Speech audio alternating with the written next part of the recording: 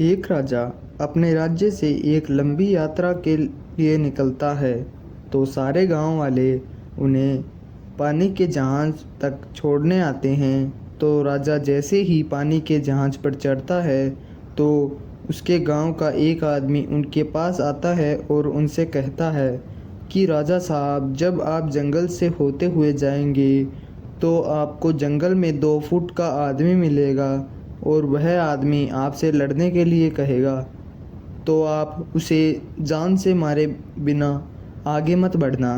अब राजा उस आदमी की बातें मानकर यात्रा के लिए निकल जाते हैं। 2 दिन बाद राजा जंगल में पहुंचते ही वो जैसे ही जंगल में पहुंचते हैं तो वहाँ गांव का आदमी जो बोला था उन्हें 2 फुट का वह आदमी मिल जाता है और उनसे राजा को लड़ने के लिए चैलेंज करता है। अब राजा उस 2 फुट के आदमी से लड़ने के लिए तैयार हो गए और लड़ाई शुरू कर दी। थोड़ी ही देर में लड़ाई ख़त्म हुई और राजा जीत गया। लेकिन जब उनको जान से मारने की बारी आई तो राजा ने कहा, इस 2 फुट के आदमी को मारने में कैसी महानता। राजा ने उस 2 फुट के आदमी को जिंदा छोड़कर आगे बढ़ गया। 2 दिन बीते, वह आदमी फिर राजा के सामने आया, लेकिन अब वह आदमी 4 फुट का था। उसने फिर से राजा को लड़ने के लिए चैलेंज किया। राजा ने चैलेंज एक्सेप्ट किया। लड़ाई ख़त्म हुई और राजा फिर जीत गया। लेकिन इस बार भी राजा ने यह कहकर जिंदा छोड़ दिया कि इस आदमी को जान से मारने में कैसी महानता। 2 दिन बीते, वह आदमी फिर से राजा के सामने आया, लेकिन अब वह आदमी 6 फुट का हो गया था। उसने फिर से राजा को लड़ने के लिए चैलेंज किया। फिर लड़ाई शुरू हुई। फिर राजा जीत गया, लेकिन इस बार भी राजा ने उसे जिंदा छोड़ दिया। अब इसी तरह राजा ने उसे जिंदा छोड़ दिया गया और वह आदमी हर बार 2-2 फुट बढ़ता गया।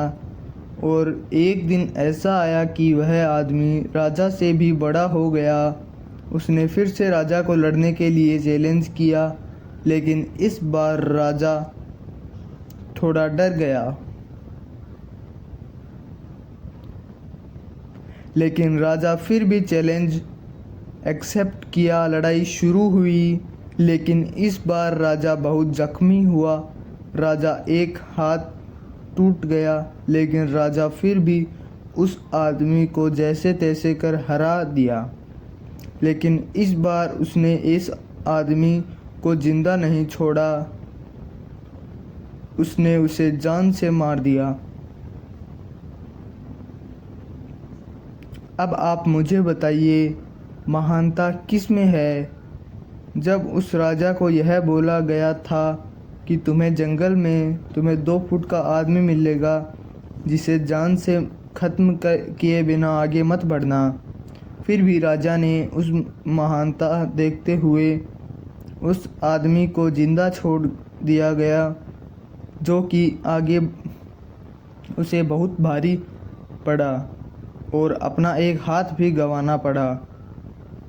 तो अब मैं आपसे कह रहा हूँ कि आपके ज़िंदगी में कितने भी छोटी से छोटी प्रॉब्लम आए, उसे ख़त्म किए बिना आगे मत बढ़ना, क्योंकि कल को वही छोटी प्रॉब्लम आपके सामने बहुत बड़ी बनकर आ जाएगी।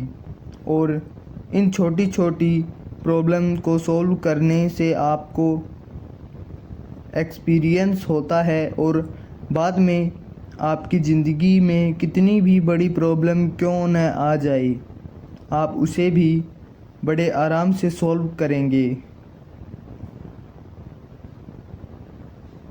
तो यह थी आज की कहानी। आपको इस कहानी से क्या सीख मिलती है, हमें कमेंट में बताना। मिलते हैं दूसरी कहानी में, तब तक के लिए अलविदा।